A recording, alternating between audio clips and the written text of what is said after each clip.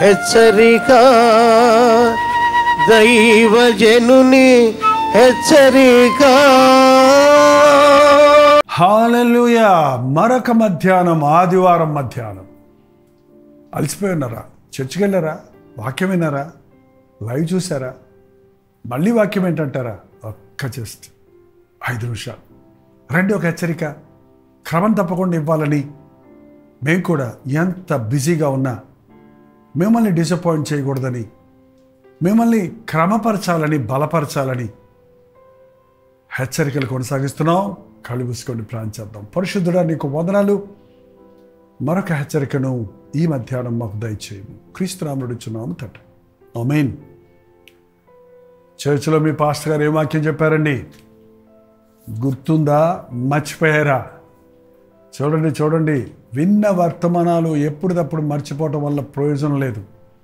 ఇంకో వర్తమానం వినంగానే ముందు వర్తమానం విరాస అయిపోతే ప్రయోజనమే ఉండదు. ప్రతి మాట దేవుని మాటలు మన హృదయంలో భద్రపరచుకోవాలి. ఉదయం అనుదిన ధ్యానం విన్నారా? గుర్తుందా? మర్చిపోయారా? మీరు లోకమునకు వెలుగై ఉన్నారు, లోకమునకు ఉప్పై ఉన్నారు. యోహాను రాసిన మొదటి పత్రిక 1వ అధ్యాయము 9వ వచనంలో, వెలుగులో ఉన్నానని చెప్పుకొనుచు తన సహోదరుని ద్వేషించేవాడు ఇప్పటి వరకు చీకట్లోనే ఉన్నాడు. నేను లోకానికి వెలుగున్నాను, నేను క్రైస్తవుణ్ణి, నేను క్రీస్తు మహిమను పరుస్తున్నాను అనుకునేవాడు, పాటలు పాడాను, చర్చికి వెళ్ళాను, కానుకేశాను అనేవారితో దేవుడు ఒక మాట అడుగుతున్నాడు. నేను వెలుగులో ఉన్నాను అనుకుంటూ సహోదరుని ద్వేషించేవాడు ఇప్పటికీ చీకట్లోనే ఉన్నాడు. అదేంటండి? సహోదరుని ద్వేషించటం ఏంటి? కయీను హేబేలును ఎందుకు చంపాడు? అతని క్రియలు అంగీకరించబడలేదని, అతని బలి అంగీకరించలేదని, తన తమ్ముడు బలి అర్పించాడని కోపగించుకున్నాడు. కోపంతో ఊరుకున్నాడా? కయీను, నీ కోపమేలా? నీ తమ్ముడితో సమాధాన పడము అని ప్రభు చెప్పాడు. రే తమ్ముడా, నీ మీద కోపం వచ్చిందిరా, నీ బలి అంగీకరించాడు దేవుడు, నా బలి అంగీకరించలేదురా, ఎందుకనరా? నాకు కూడా గొర్రెనివ్వరా, నేను కూడా బలి ఇస్తానరా అంటే హేబేలు ఇచ్చుండడా? తమ్ముడితో సమాధానం పడలేదు, తల్లిదండ్రులతో ఆ విషయం చెప్పలేదు, మనసులో కోపం పెట్టుకున్నాడు, కక్షగా ద్వేషంగా మారింది. అతను చూసుకొని ఎవరూ లేని సమయంలో, ఎవరు లేరు, ఉన్నదే ఆదాము హవ్వలు, హేబేలు కయీను, ఒంటరిగా చూసి కయీనుని చంపేశాడు. ఏంటండి? నరహంతకుడుగా మారాడు. సహోదరుని ద్వేషించేవాడు నరహంతకుడు. మనం కత్తులతో చంపక్కర్లేదండి. తన సహోదరుని చూసి ద్రోహి అనువాడు నరకాగ్నికి పాత్రుడు అని ప్రభు చెప్పాడు కదా. ఈ మధ్యాహ్నం మీ ఎవరి మీదనైనా మీకు కోపం ఉందా? ఎవరితోటైనా మీరు సమాధాన పడకుండా ఉన్నారా? ఆ మనిషిని చూసి కూడా ఆ మనిషి మీద ఉన్న కోపాన్ని అలాగే కవర్ చేసుకుంటూ ఇహి ఆహా అంటూ చీకట్లోనే ఉన్నారా? బ్రదర్, నీ మీద నాకు కోపం వచ్చిందని నీ హృదయంలోని రహస్యాన్ని బయటకు తెచ్చి, వెలుగులోకి తెచ్చి నీ సహోదరుడితో, దేవుడితో సమాధాన పడుతున్నావా? తను వెలుగులో ఉన్నానని చెప్పుకునే సహోదరుని ద్వేషించేవాడు ఇప్పటికీ చీకటిలోనే ఉన్నాడు. ఏంటండి? తన సహోదరుని ప్రేమించేవాడు వెలుగులో ఉన్నవాడు. అతని యందు ఏ అభ్యంతర కారణం ఏదీ లేదు. తన సహోదరుని ద్వేషించేవాడు చీకటిలో ఉండి చీకటిలో నడుచుచున్నాడు. సహోదరుని ద్వేషించేవాడు చీకట్లో ఉన్నాడు, తన ఆలోచనలోనే ఉన్నాడు, తన గురించే ఆలోచించుకుంటున్నాడు. అవతల వ్యక్తిని గురించి ఆలోచిస్తాం లేదు, చుట్టూ పరిస్థితుల గురించి ఆలోచిస్తాం లేదు. అసలు అయోమయ పరిస్థితుల్లో పడిపోయి ఉన్నారు. దేశం రానివ్వకండి, ఎవరి మీద విరోధం పెట్టుకోకండి.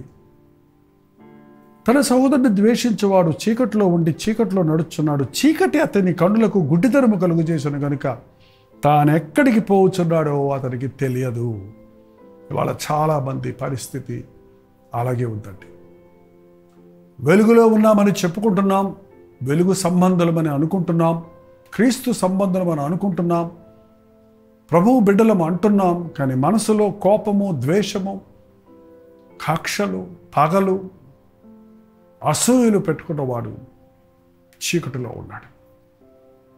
చీకటి అతని కనులకు గుడ్డితనం కలుగు చేసింది కాబట్టి తను ఏం చేస్తున్నాడో వాడికి తెలియదు, తను ఎట్టిపోతున్నాడో తెలియదు. అందుకేనండి మనుష్యుడు ద్వేషంతో నిండి ఆ ద్వేషంలో వాడు పలికే పలుకులు, వాడు చేసే క్రియలు భయంకరమైనవిగా వారిని చివరికి అధ్వానమైన అంధకార స్థితికి నడిపించేవిగా ఉంటాయి. ఈ సమయంలో మీకు ఎవరి మీదనైనా కోపం ఉంటే సమాధానపడండి. మీ హృదయంలో రహస్యంగా ఉన్న పాపములు ప్రభు దగ్గరకు తెచ్చి, వెలుగులోనికి తెచ్చి, క్రీస్తు రక్తంలో కడగబడి మీ స్థితిని మీరు ఎరిగి క్రీస్తు సాక్షులుగా జీవించుటకు మిమ్మల్ని మీరు అప్పగించుకోనండి. ప్రార్థన. పరిశుద్ధుడ, ప్రేమగల్ల తండ్రి, వెలుగులో ఉన్నామని చెప్పుకుంటూ సహోదరులను ద్వేషించే వారిగా కాక, ఇంటి వారిని, బయట వారిని అసూయతో, ద్వేషముతో చూచువారిగా మేముండి, మేమేం మాట్లాడుతున్నామో, ఏం చేస్తున్నామో ఎరగని అధ్వానమైన స్థితిలోనికి పోయి చీకటి సంబంధులతో చేరి చీకటిలో పాపాంధకారములో ఇముడిపోయేవారిగా, చివరికి కట్టిక చీకటి కలిగిన నరకానికి గురయ్యేవారుగా ఉండక, మా పాపములను ఎప్పటికప్పుడు ఒప్పుకొనుటకు, సహోదరులతో సమాధానపడుటకు, క్రీస్తు రక్తములో కడగబడి వెలుగు సంబంధులుగా దేవునితో అన్యోన్య సహవాసము కలిగి బ్రతుకుటకు సహాయం చేయమని క్రీస్తు నామములో అడుగుచున్నాను తండ్రి. ఆమేన్. తండ్రి అయిన దేవుని యొక్క ప్రేమయు, కుమారుడైన క్రీస్తు యొక్క కృపయో, ఆదరణకర్త అయిన పరిశుద్ధాత్మ యొక్క సహవాసం చేరువున్న మనందరికీ ఇప్పుడు సదాకాలము తోడేయుడును గాక. ఆమేన్. దేవుని స్తోత్రం. మీ ప్రార్థనా స్తుతుల భారాలు ఉంటే 9540 నెంబర్కి ఒక టెక్స్ట్ లేక వాయిస్ మెసేజ్ ద్వారా వాట్సాప్ పంపించండి. మీ పక్షంలో ప్రార్థించడానికి నేను సిద్ధంగా ఉన్నాను. డాక్టర్ జయపల్లి ఉంటే ఛానల్ లైక్ చేయండి, షేర్ చేయండి. మీ పేరు, ఊరు లైవ్ చాట్లోకి వచ్చి ప్రతిరోజు టైప్ చేయటం మర్చిపోకండి. ప్రభుత్వమైతే ఈరోజు రాత్రి మళ్ళీ 9 గంటలకి లైవ్లో జూమ్లో మళ్ళీ కలుసుకుందాం. అంతవరకు దేవుని మహాకృప మీకు తోడేయడం దాకా.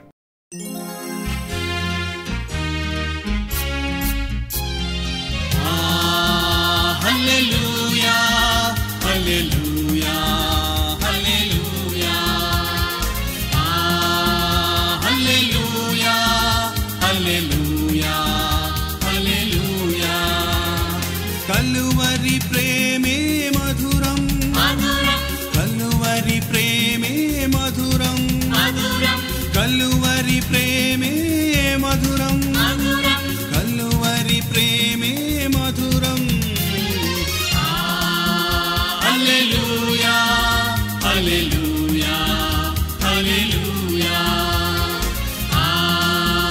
హల్లెలూయా, హల్లెలూయా, హల్లెలూయా.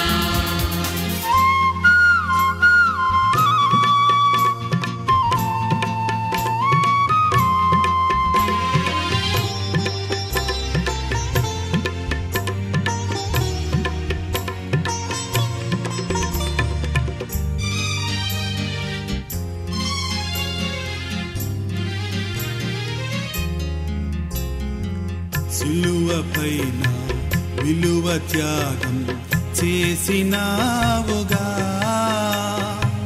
పాపినైనా నా కొరకు చిందించినావుగా, రుధిరం చిందించినావుగా. కలువరి ప్రేమే మధురం, కలువరి ప్రేమే మధురం, కలువరి ప్రేమే